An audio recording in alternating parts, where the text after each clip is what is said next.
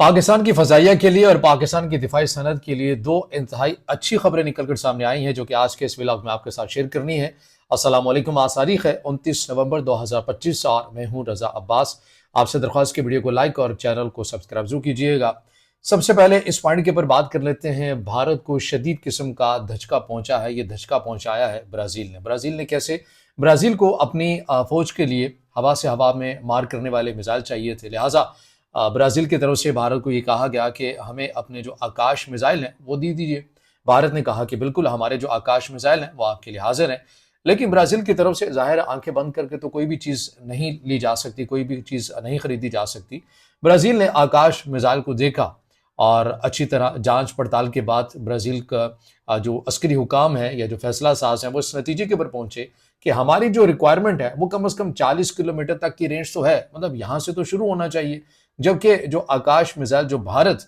Brazil को दे रहा है या दे रहा था, उसकी जो रेंज थी वो ज़्यादा से ज़्यादा 30 किलोमीटर थी। और फिर इसके अंदर ब्राज़ील ने यकीनन ये लफ्ज़ कहा होगा कि भई ज़माना तो है, वो तो 5G का चल रहा है और आप हमें 2G या 1G के ऊपर ही टरखाने के ऊपर तुले में। तो लिहाज़ा मामला ये होता है कि ब्राज़ील की तरफ से फिर भारत को ये कहा जाता है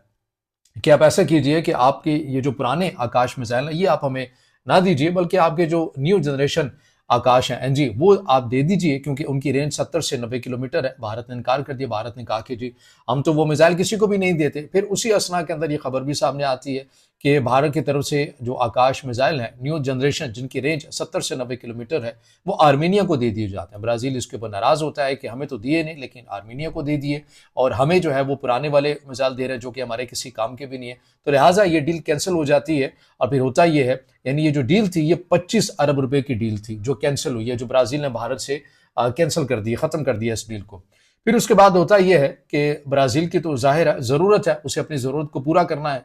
ब्राज़ील पाकिस्तान के पास आता है और पाकिस्तान से ये कहता है कि आपके JF-17 से मुतालिक हमने बड़ी तारीफ़ें सुनी हैं, बड़ा इसका तज़किरा है पूरी दुनिया के अंदर, बिलख़ुसूस तमाम फ़ज़ाइया के अंदर, तो हमें आपके JF-17 भी चाहिए, जो कि रीज़नेबल भी हैं, जो कि मौसर भी है और डिलीवरी भी उनकी टाइम पर है। तो हमें ये भी चाहिए और इसके साथ-साथ ये तनहा नहीं चाहिए, बल्कि पूरे पैकेज हमें चाहिए और वो ये कि हमें एंटी शिप मिसाइल भी चाहिए। तो लिहाजा पाकिस्तान और ब्राज़ील की जो है वो बात बनती है, दोनों बैठ के चाय भी पीते हैं, बात पक्की भी हो जाती है। लिहाजा अब ये तय पाया है कि ब्राज़ील जो है वो पाकिस्तान से JF-17 और एंटी शिप जो मिसाइल हैं वो लेने जा रहा है। इस ज़िम्न में जो कुछ और खबरें भी सामने आ रही हैं, आपको पता है कि दिफाई जो एग्रीमेंट्स होते हैं, ये जब तक पूरे मैच्योर नहीं हो जाए, तो इनकी जो तफसीलात हैं वो बाहर निकलना बहुत मुश्किल होता है। लिहाजा अभी कुछ ऐसी खबरें भी सामने आ रही हैं हमारे कि ब्राज़ील की तरफ से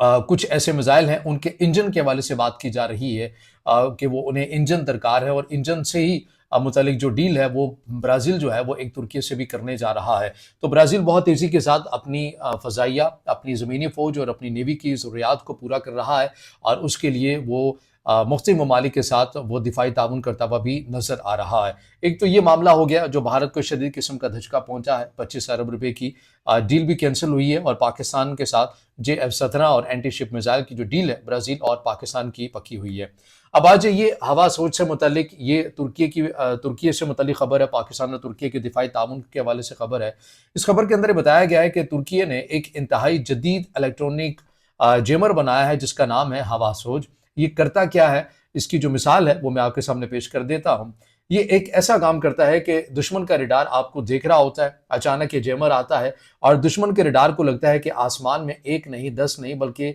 40 से 50 किस्म के जो जहाज़ हैं वो फ़ज़ा के अंदर हैं। हालाँकि हकीकत में वो होते नहीं हैं, लेकिन ये जेमर उस दुश्मन जहाज़ को दिखाने की कोशिश करता है कि फ़ज़ा में तो इस वक़्त 40 से 50 जहाज़ हैं, तो लिहाज़ा दुश्मन का जो फाइटर जेट होता है उसमें बैठा हुआ जो पायलट है वो गलती करता है और गलत जगह के ऊपर मिसाइल भी दाग देता है और उसका फ़ायदा ज़ाहिर है अगली जो फ़ौज है उसको होता है। तो ये इस किस्म का जदीद जो जैमर है ये इलेक्ट्रॉनिक वारफेयर के अंदर भी आता ही अंडरस्टूड है।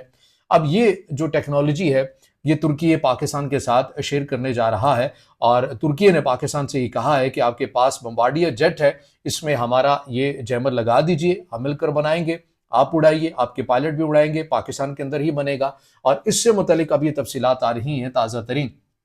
कि 28 नवंबर 2025 को ये मुआहिदा जो है मुकम्मल तौर के ऊपर फाइनल हो गया है और 2026-27 में ये जो तैयारा है और तुर्की की टेक्नोलॉजी, यानी पाकिस्तान का तैयारा तुर्की की टेक्नोलॉजी मिलकर एक ऐसी ताकत बनाने जा रही है जो किसी भी जदीद एयर डिफेंस को बड़ी आसानी के साथ जो है वो चकमा दे सकती है। तो ये पाकिस्तान फ़ज़ाइया के लिए और पाकिस्तान की दिफाई सनत के लिए दो इंतहाई अच्छी खबरें निकल कर सामने आई, जो ज़रूरी समझा कि हम आपके साथ शेयर करें। मैं जब ये खबरें आपके साथ शेयर कर रहा हूँ तो मेरे दिमाग के अंदर एक बात ये चल रही है कि आज से तकरीबन 10 से 15 साल पहले आप ये तसव्वुर कीजिए कि पाकिस्तान से मुतल्लिक ये कहा जाता था कि पाकिस्तान एक नाकाम रियासत है और पाकिस्तान तो चीज़ें लेता ही है, चीज़ें खरीदना तो बहुत दूर की बात है क्योंकि इनकी तो अपनी कोई प्रोडक्ट ही नहीं है। लेकिन जब हम अपनी दिफाई सनत को फ़रोग़ पाता हुआ देखते हैं, ज़ाहिर है चीज़ें तो हमारी इसमें से बेशुमार अपनी है। JF-17 की बात करें, पाकिस्तान और चाइना के इश्तराक से तो ज़रूर बना, लेकिन बना पाकिस्तान के अंदर, ज़्यादातर पाकिस्तान का हिस्सा, और लिहाजा अगर किसी ने JF-17 थंडर किसी को खरीदने भी हैं, किसी को चाहिए भी, तो वो पाकिस्तान से डील करता है, वो चाइना के साथ डील नहीं करता। तो इट मीन्स के ये बड़े पैमाने के ऊपर पाकिस्तान के अंदर ही तैयार होते हैं। और इसी तरह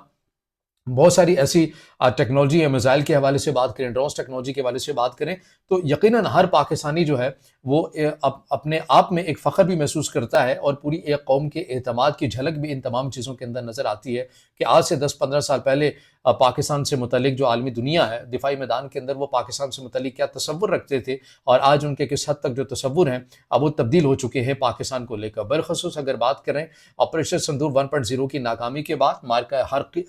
हक़ की कामयाबी के बाद, जिस तेज़ी के साथ और जिस फुर्ती के साथ पाकिस्तान की मुसल्लह अफ़वाज ने, जिसमें फ़ज़ाइया, जिसमें ज़मीनी फ़ौज और जिसमें नेवी का जो किरदार हमारे सामने है, इसके अंदर जिस तरह पाकिस्तान के हिफाजत के लिए जो इन तमाम मुसल्लह अफ़वाज ने अपना किरदार अदा किया है, इसके अंदर पाकिस्तान ने पूरी दुनिया के अंदर अपनी एक मिलिट्री डिप्लोमेसी है, उसे उसका रुख और उसका दायरा-कार ही बदल कर रख दिया है। और यही वो वजह है कि ब्राज़ील है, तुर्की है या दीगर जो ममालिक हैं, या अगर आप बात करें मिडल ईस्ट की भी बात करें, तो बहुत ममालिक जो है वो पाकिस्तान के साथ क्यों अपने दिफाई ताल्लुकात को मज़ीद फ़रोग़ देना चाहते हैं। तो उसकी वजह ये है कि पाकिस्तान ने अपने ऊपर एतमाद करके जिस तेज़ी के साथ इस फील्ड के अंदर अपनी एक ग्रिप और अपना एक मकाम, अपना एक नाम जो बना लिया है, वो अब दुनिया उसको तस्लीम भी कर रही है और उसी की बुनियाद पर आपके साथ एग्रीमेंट होते हुए भी नज़र आ रहे हैं। बड़ा एक आसान सी बात है जो भारत के एक दिफाई तज्ज़ियाकार ने भी कही थी कि अगर पाकिस्तान और भारत के दरमियान जो एक जंग हुई,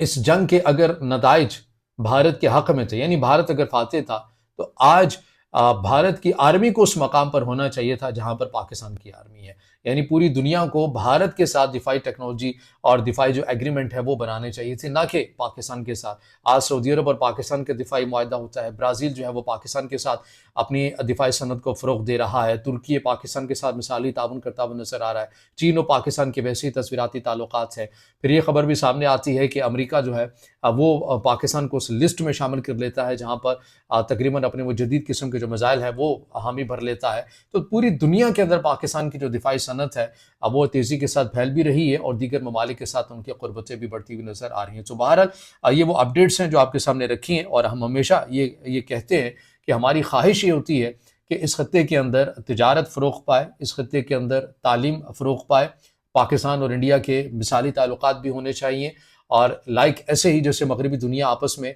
सरहदी मामलात रखती हैं, दूसरे के साथ तिजारत करती हैं, एतमाद का रिश्ता है, वैसे ही पाकिस्तान और इंडिया का भी होना चाहिए ताकि यहाँ की और वहाँ की जो आवाम है उनके लिए बेहतरी हो सके, मुल्क की मईशत अच्छी हो सके, माशी हजम फैले, बजाय कि दिफाई सनत इन तमाम चीज़ों को फ़रोग़ मिले। अगर तालीम और इन तमाम चीज़ों को भी फ़रोग़ मिले तो ये भी एक फ़ख्रिया ही बात होगी और इस खत्ते के लिए सबसे बढ़कर अमन की एक बात होगी। तो बहरहाल ये वो अपडेट्स हैं जो आपके सामने रखी हैं। इससे जुड़ा आपका कोई सवाल हो या राय हो तो ज़रूर कमेंट में ज़ाहिर ख्याल कीजिएगा। वीडियो को लाइक कीजिएगा, दोस्तों के साथ शेयर कीजिएगा और चैनल को सब्सक्राइब भी।